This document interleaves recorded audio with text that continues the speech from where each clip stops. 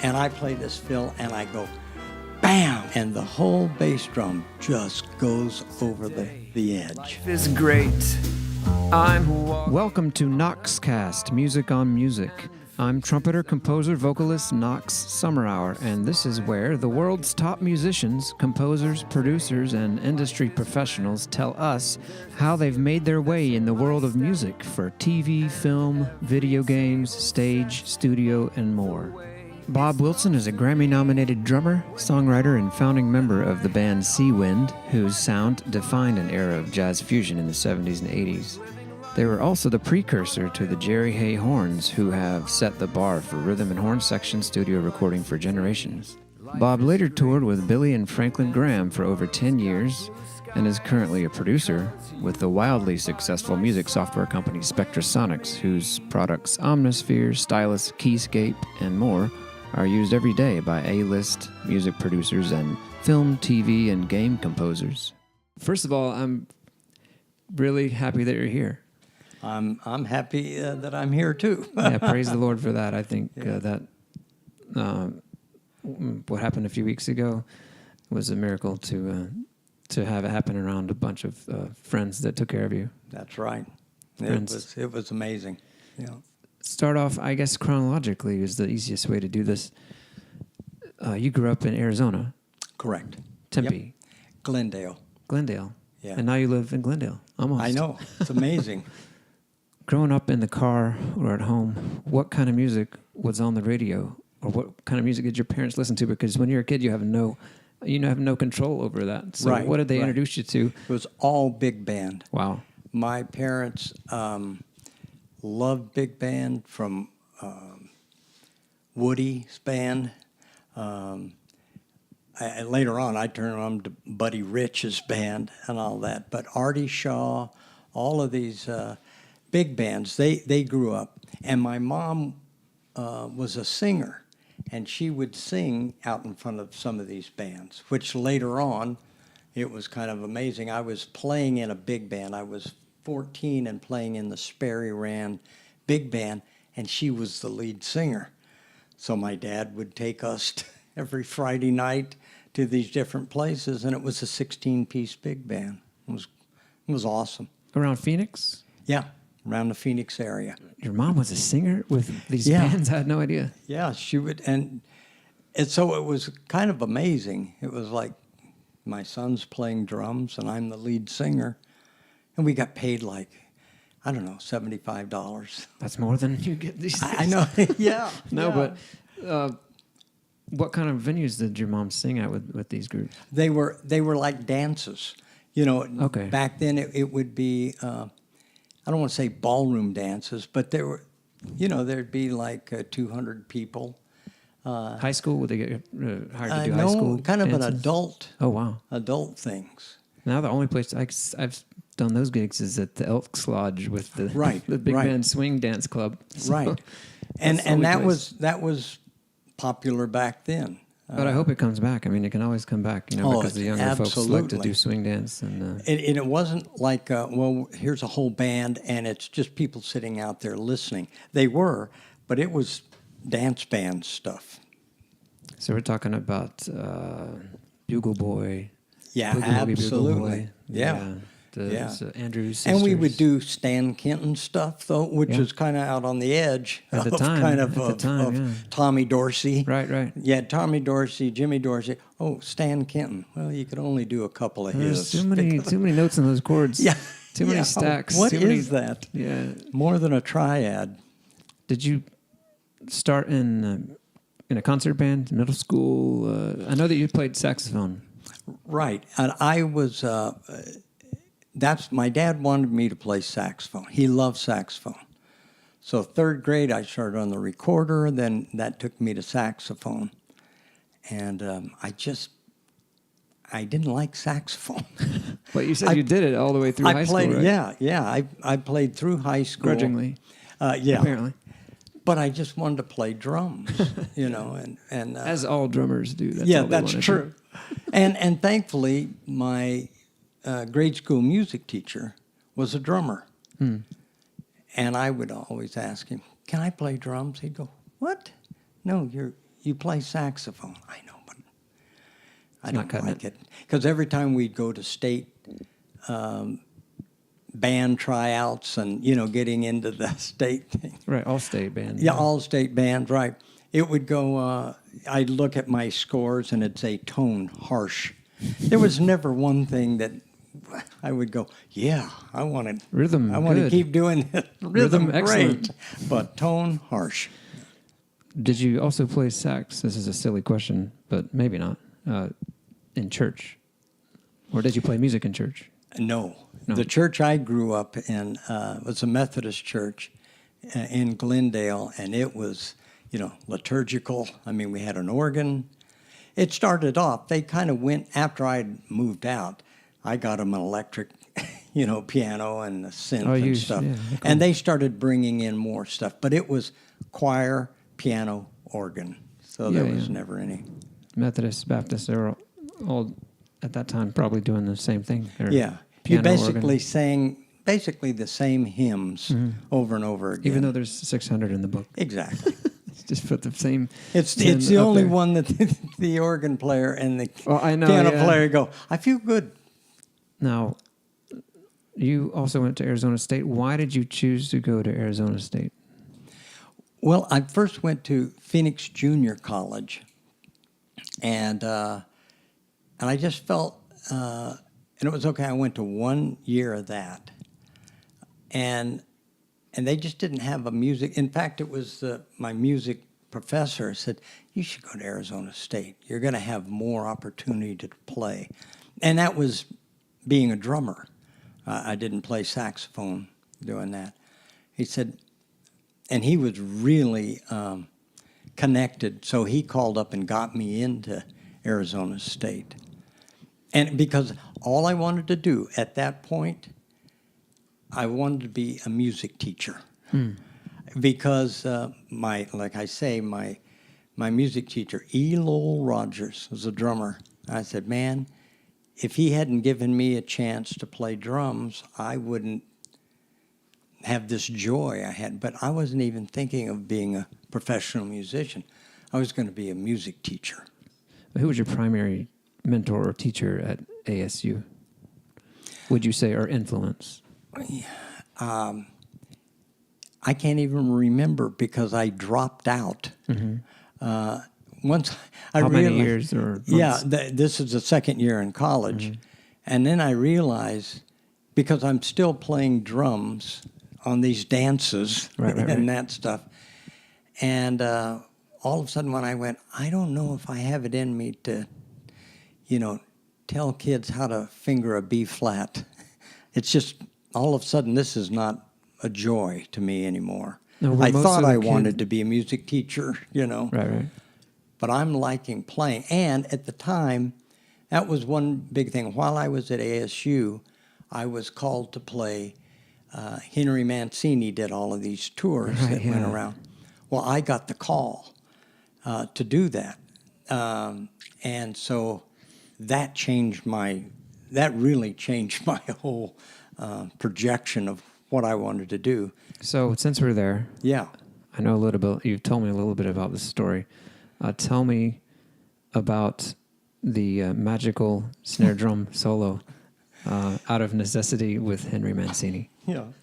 Well, everything was going great. I mean, here I'm an 18-year-old kid. In college. In college. And you had just started at ASU. Yeah.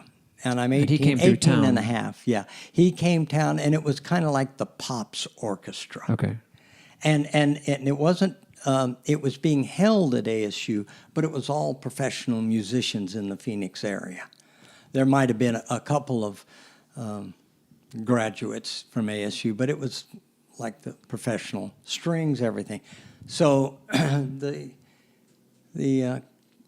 concert's going great. I'm just great. I'm up on a riser. By yourself? Huh? By yourself? Yeah, by myself. Okay. And below me is his piano. And he would be playing piano and then conducting, and then he did sometimes both. he'd stand up and conduct out in front of that. So we're doing Peter Gunn, and I'm playing, and my bass drum is starting to slide forwards. And I go, whoa, I think it's all right. I think I'll be okay. There's only one more tune, right? Yeah. And we're playing. I mean, we just started Peter Gunn, and I'm playing pretty strong. Oh, it is and Peter it's Gunn. sliding. Yeah, Oh, this is the the third encore. And it's sliding forwards. I go, oh, it's okay. Well, it wasn't okay. It started sliding further and further forward until I'm going, oh, no. I'm basically, one spur goes off the edge of my riser. Yeah. And I'm up 8 feet in the air now. And then the other one starts sliding up. And I'm basically holding my bass drum on with my foot on the bass drum pedal. And there was a 2-bar drum fill at this one point, and I go, I have to play the kick drum, the bass drum. I got to play it. I have to punch this thing. Yeah. And he is out now. He's standing up, conducting, and there is about a 3-foot space between my riser and the piano. So it's not like the piano's not right up against it, but it's there. And he's conducting and everything, and my 2-bar drum break comes, and I play this fill, and I go, bam, with the bass drum, and the whole bass drum just goes over the edge. And I just went, there were so many conflicting and just crazy feelings at the time. I went, oh my gosh, my career is over. Onto the piano? No, it fell in between okay. that space. Wow. He is still, now we're not done, because we got another probably 24 bars until the song is ended. And he's conducting, and what he does, the whole bass drum goes down, cymbal sticks up in the air and everything. He's conducting, and he just bends down and is looking underneath the piano. Now, there's 3,000 people at Granny, and they are just screaming. This was like the best show. This was awesome. To me, I just wanted to crawl in a hole and die. They all noticed what had happened? Yeah. And they were excited. They saw the whole thing go off. They thought it was part of the thing, probably. I guess. Part of the show. But I thought, well, I'm done. And so the show's over. They're just laughing, and they're coming. It's everything. That's a way to end a show to me. And I'm, I'm never going to get a call again. And so I feel bad. I want to go up to Mr. Mancini and say, man, I'm sorry that went off. And I never did get to go up to him and talk to him. So now we have to jump 20 years. Okay. And I'm in Hawaii, and Henry Mancini is coming to do another concert there with the band there. And I say, I know some musicians in the band, and I say, I want to go to rehearsal. I have to talk to him, Mr. Mancini. And I get in there, and so I find there's a break, and I go, Mr. Mancini, I don't know if you remember, it was about 20 years ago, and this was a concert in Phoenix, Arizona, and he said, you're him. And he said, you're the guy. I have told that story all over the world. I've never had that happen to me again, but it was great. After serving and playing drums in the Navy, Bob moved to Hawaii to work in the hotel and lounge shows where he met bassist Ken Wilde and later singer Pauline Wilson and a young trumpeter Jerry Hay, where they formed what would later be known as Seawind. Here's He Loves You, music and lyrics by Bob Wilson. Listen to our laughter with children in love. We were brought together by the good Lord up above. We're singing songs and melodies of love for you. Just listen with all your heart, and you can sing them too.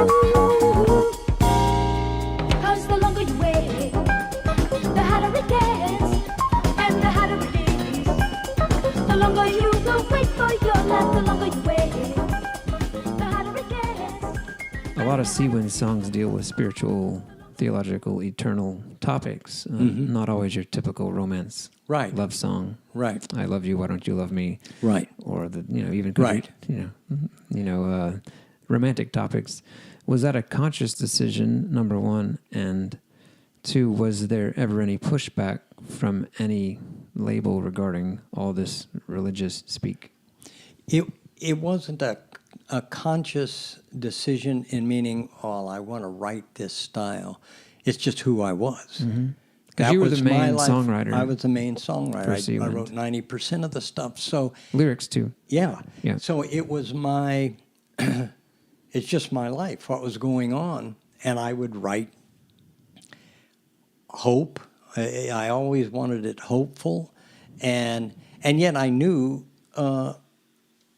it wasn't like being a Christian band because not everybody was a believer in the band. Yeah, it seems but like a fine everybody line there. was all for it. Our first big thing, off the first album, the song that really catapulted us was "He Loves You," and it's a Latin, and it's all about God loving us. But in terms of pushback, yeah, Was there? we were on the second album, and we went from CTI, or maybe this is the third album, and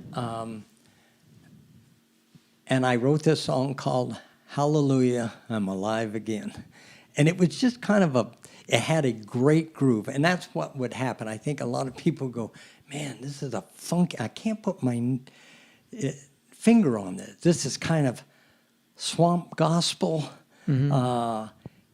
Had that kind of swing about it, but fat back kind of thing. And then in it was just about an old man is at the end of his life. And he gets down to his end of his life and he goes, I saw Jesus. Well, I got a call back, or, our agent said, hey, listen, there's some concern about that. And the record company, which was a Horizon A&M subsidiary, was wondering if you could take out the name of Jesus and put in Lord or something like that. I said, no. Well, we thought to ask because they're afraid that, and by the time, this is our third album. You guys have some clout. There's already acceptance of who we are. They knew. So, but they were just afraid, and of course I spoke up. I mean, I wanted to see what the other people that aren't believers in the band, how they said, and they went, "No, we're not changing that." And then they looked at me. I said, "No, I'm not. Won't change that." But you get a pushback. But there was a thing of, I don't have to be afraid about this. I'm not. We loved, because at this time we were opening for George Benson, Boz Scaggs. We were doing those same songs. Not a lot of, The Devil is a Liar. Right. That's the gospel. That's when that first came out, and it got nominated for a Grammy. And give me your soul if you dare. But don't you believe you'll be deceived? You're playing with fire, 'cause the devil is a liar. Don't you believe you'll be deceived? You're playing with fire, 'cause the devil is a liar. You promise you on his kingdoms of gold, then he'll leave you standing alone in the cold. He'll trick you and tease you, entice, and then leave you a fool. The devil's done a number on you. The devil's done a number on you, yeah.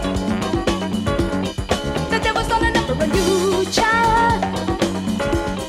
The devil's done a number on you. So we were all in a meeting, said, we're going to do a route move. We're leaving Hawaii, cars, families, houses, everything, moving to L.A. on the promise of having a Monday night at the Baked Potato, and that was it. And we all Had you went, been there before? No. What had you heard about the Baked Potato? We knew all about it. Right. You know, that and Dante's. There was Concerts by the Sea. What had you heard about the Baked Potato living in It was just Hawaii? That's where everybody played. Right. You know, those were kind of Dante's, Baked Potato, and Concerts by the Sea. You were going to see major stars, musicians there. Right. And a lot of local people played at the Baked Potato and Dante's. Howard Rumsey's Concert by the Sea would bring in Hubert Laws and all of these things. So we said, okay, and we moved there, and now we've changed our name to Seawind. So that first night, I can remember going inside this tiny little, oh man, shoe cracker size of a club, and I going, played this there is once. it? Yeah, with big band. Can you imagine? Yeah. But you guys had almost a big band. Yeah, there were 7 of us. Yeah. And, multiple, Jerry had electronic trumpet, and there was congas. Kim played congas and stuff. Whole percussion array that Pauline played. We had no idea who would be there. And so we had sound check, and then came back that night and going, well, we don't know if anybody will be here. And there was a line outside the door that went around. I go, what? Who's this? Well, Harvey had done all of his due diligence, and there was Dave and Don Grusin. There was Tom Scott. There was Lee Rittenauer, who played on Tuesday nights with his band. There was every producer, musician you could think of that you went, my gosh, that's Tom Scott.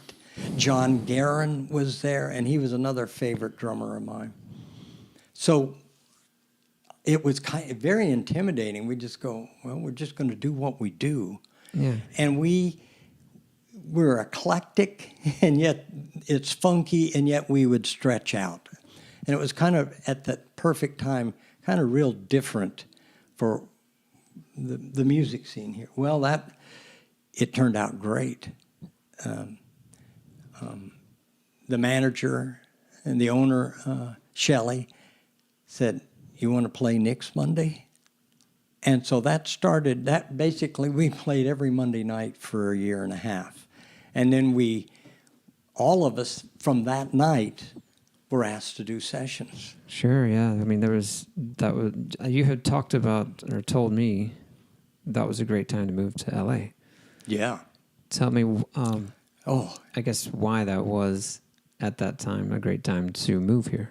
Well, there was so much recording going on at different levels. I mean, there was the A-team that were getting all the high-end jobs from movie, records, TV. B, things that were doing a little of that, not as much, but you could make a good living if you were a C, I'm just getting here. Sure, yeah. And there were demos. I need a demo. Okay, I have a band. It didn't pay a lot, but you're getting exposure. And it was amazing. Now, we were so fortunate, so blessed, because what I did, I would get Harvey's jobs that he didn't want. He'd just say, Bob, I got this session I can't make. You fill in for me. And you go, okay.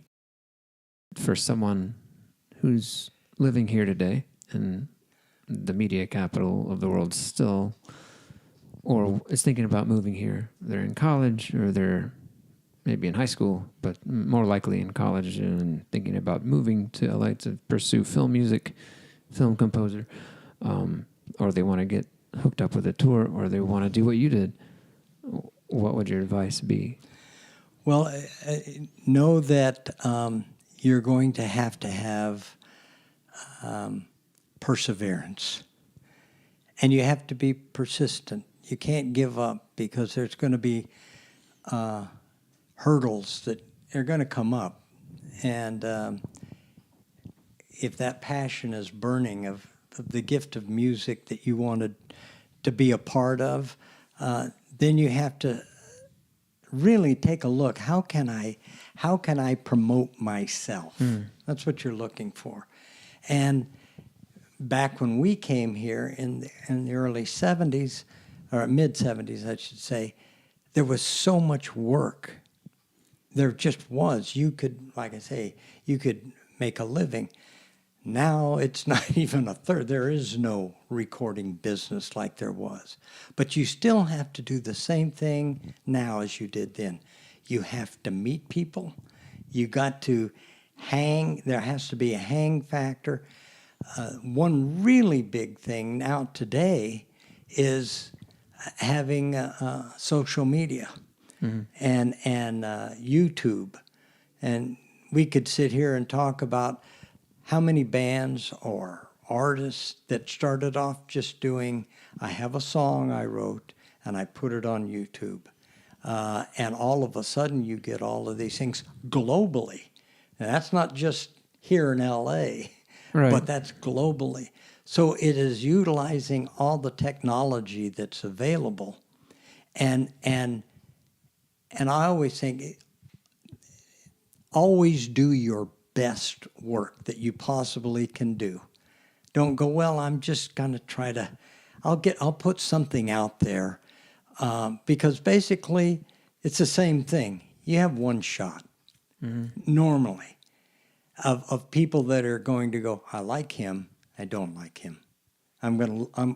What else has he got? Or I'm not interested. Do you think that is 100% based on your performance, or how much of it do you think is... They say that sociologists say that we look at each other within 10 seconds. We know if we like someone. Exactly. Is it... So you mentioned the personal factor and the hang factor. Yeah. Is that why that's important? Because there's more to a person than just their performance, even if they're great. Absolutely. And it's how, if you're going to, whatever it is, if you're going to be a film composer, go to where film composers are. If you want to be a jazz musician, go to every jazz club you can. Hang out and because they're people want to hang with people that are likable. Very rarely do you get someone who is an amazing musician or amazing performer or composer like that no one likes. That's just, I can't be with him. It is hard. But you still have to, the love of what you have, whether it be composing, being a performer, songwriter, anything, that has to be shown. That has to be put in its best light. And then you start talking about, well, what's the best way to present myself in today's market? The biggest thing is you just don't give up. Don't give up. It's hard. It's hard. But and there'll be so many hurdles you go, I'm not making a living here. And everybody has to take stock, because as the years go by, your life can change. Sure, yeah. To point, I've got a family, I've got more responsibility. And only the individual person can answer what, and that family that you're a part of, wife, kids, responsibilities. I can't let that dream die. And you have to have support. That's one thing that made it so much easier for us when we came here. Like I said, we're a family, and we supported each other. And you were doing life together. It's harder when you're by yourself and you're getting beat up, and you go, how can I just need some encouragement. That's what it is. Do you think there's an active, I sometimes go back and forth, is there an active outside factor, or is there a they that's kind of beating you down, or is it kind of a voice inside yourself that when you're alone beats yourself up too much? Oh, I think it's I think sometimes our worst enemy is us. That we'll start listening to voices in our head that are just going, well, you don't have it, or you get resentment. You're mad. You get mad at everybody else for, I should be here. I should be doing that, not this guy like that. You get caught up in that, Right. you're toast. For all the freelancers out there, when business gets slow, you touched on this a little bit, but just to ask you specifically, when business got slow or gigs were slow coming in, it seemed like nothing in the schedule book was full. It was a little empty. The cupboard was a little bare there. What was your recourse or strategy, or what did you fall back on? Or was it a network of folks that you fell back on, or was it to get things going again, either creatively or in a business sense? Right. Well, the one thing that I always did, because there was a time there where all work just stopped for me. This is post Seawind. This is everything. We don't have money. I can't find a job. I didn't know that. Yeah. And so I had two choices. I could say, all right, I can feel sorry for myself and become bitter. And why don't people know who I am? What's going on here? Me being from my faith side of things, I was in prayer a lot. Just, God, show me where I'm supposed to be if this isn't it. And so my choice was, I love songwriting. It's a passion of mine. Has nothing to do with making a living. That's just expression. And if the only people that get to hear it are my family and close friends, that's okay. Because it's a completedness of me. But I had to go down and I got a temp job to bring money in. I didn't put my music dreams away, or what's the next step in playing or songwriting. And man, I was a file clerk for 3 months. And I'd never done anything like that. I went, oh, what do you do? I mean, and it was prideful, and especially when the person said, everybody knows you're a temp, so that's not your real job. And they go, hey, what were you doing? I'm a musician. Oh, yeah. Would I have heard anything? And I said, I had a band, Seawind. They're my favorite band. And I'm standing in front, and I'm a temp job. And you could see the look on his face. What happened? You have to be able to go, okay, having work or not work doesn't define who I am. And that's a big mistake people make. And it can take people in depression, and there's been people that have committed suicide because they couldn't stand that pain of feeling like they're being rejected.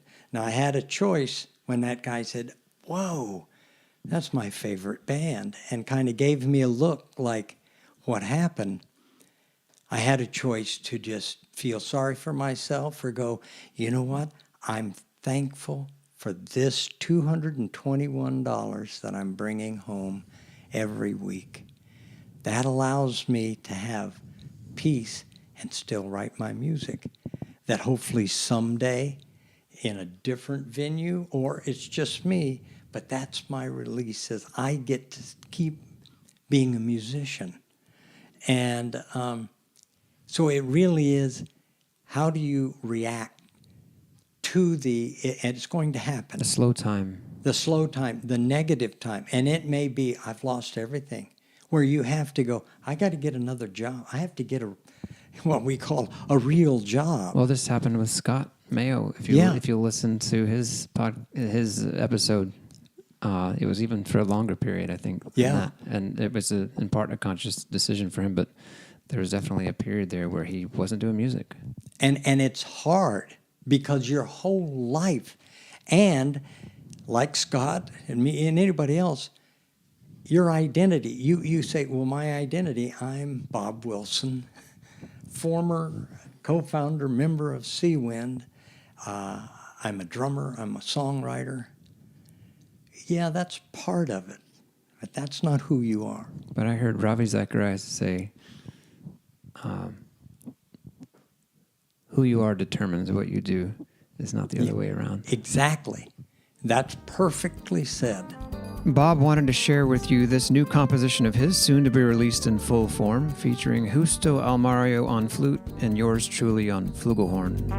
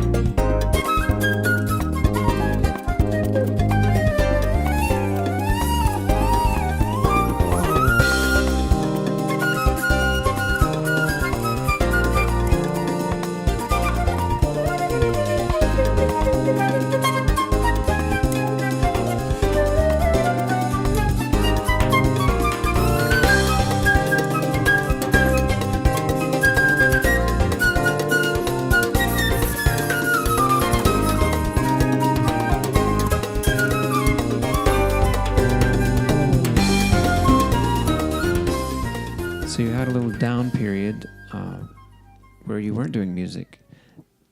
And Right. then Billy Graham called. Well, and it was, like I said, I've been praying, and I knew some musicians that it was actually for Franklin Graham. Was that Samaritan's Purse? No, this was before. Well, it was, but it Precursor. wasn't. It was pre that. Precursor. He just started. So they said, hey, we've got a couple dates, and I forget what it was, across the country. You want to come do this? And then that turned into probably about 12 years worth. The drummer was sick, and he just had to take some personal time off, and they said, you want to be part of the band? I said, That was a BGEA. yeah, And was that around the world? around the world. Wow. All over. And so, again, that was an answer to prayer. It was great. It sounds like you've had a lot of great experiences on the road. Tremendous experience. Yeah. That whole Tommy Coombs band, all those people are still dear friends of mine, and we put a lot of miles on and just had a blast and fun. But at one time, you kind of go, gee, this is a lot. And we made that decision. I just made the decision, now that we have a daughter, I'm 50, I don't want to be gone that long and not see her grow. I'm an older father, you know. But, and there was prayer about that. And in the while I'm doing that, that was Eric Persing, who had been a lifelong friend, and we did sessions together all the time. Started his He was company. an engineer Synth programmer before he created his own company. Right. So tell folks, transitioning into that area, you were doing it already, but Eric Persing, who founded Spectrasonics, who they publish Stylus, Omnisphere, all of these, Keyscape as of last year, which I saw last year at NAMM, demonstrated by Stevie Wonder. That was great. Right. Thank you, Bob, for the ticket to that. What I didn't know it would be a Stevie Wonder show, but it was. So, tell us how you came in contact with Spectrasonics, which at that time probably wasn't called that. Yeah, it was.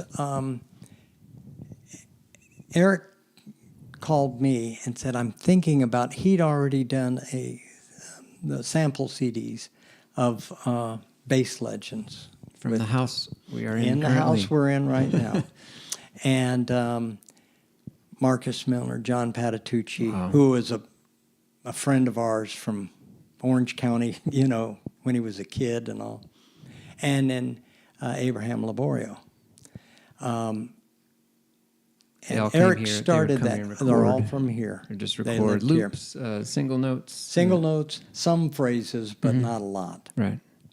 Started that, and basically, it was kind of like Eric was also a consultant for Roland and doing all that. Well, after he did Bass Legends, and kind of go, well, I think we can do this. I think we could do this as a business. Anyway, I knew he was doing all that stuff, but he had an idea to do a drum library. And he called me up and said, "Hey, you know what? Would you co-produce a drum library, sample CD library, Stylus?" And so it was myself, Greg Bissonette, John Ferraro, Eric Bozeman, to start off, and we just played all kinds of styles, and that was it. And he said, "I'm going to teach you how to edit waveforms." And so I would be editing waveforms on a computer as I'm traveling with Franklin Graham. Oh, wow. I was doing that when we went to Peru. I did that in South Africa. I'm just, okay, I've got this, and I have this load. When I'd come back in, I'd give him that. Was that from a laptop? Yes, Okay. from a laptop. And he gave me a laptop to work with. And I went, though, this is great. And I got paid for it. And it was another thing that I was learning, which that was a great thing. And so Because that was where everything was headed anyway. Yeah, and you could see it. You could see it. And it, his company, it took off. Bass Legends, just everybody went crazy for it. And he's such a genius at sound design. And the drum thing was great. And then at one point, he and his wife, Flory, said, "Hey, can we come talk to you guys?" And this is after Rachel, and we've been praying, what are we going to do? I don't want to be gone that much. And Eric and Lori Persing said, "We're here to offer you something. We need you full time." So, Bob, given where the music industry is, where do you think it's going? And, of course, you're not making albums yourself, but you're around all these people coming in and coming into your company, using your tools to do so. That's what they want to do. Mm-hmm. That's who your products are for, it seems. Yeah. And the self-produced musician, it's easier to do now than ever. Where do you think it's going? Has YouTube and Facebook and social media just leveled out the world as far as making it flat? The opportunity is everywhere, and doesn't matter where you live. Does it? I'm asking. Absolutely. I think it is like a leveler, because it used to be, unless you lived in L.A. or New York, later on Nashville, or if you were in France or somewhere, international, that was going to be the only place. You were not going to be heard if you lived in Glendale, Arizona. Mm-hmm. Wasn't going to happen. You had to move to the big city.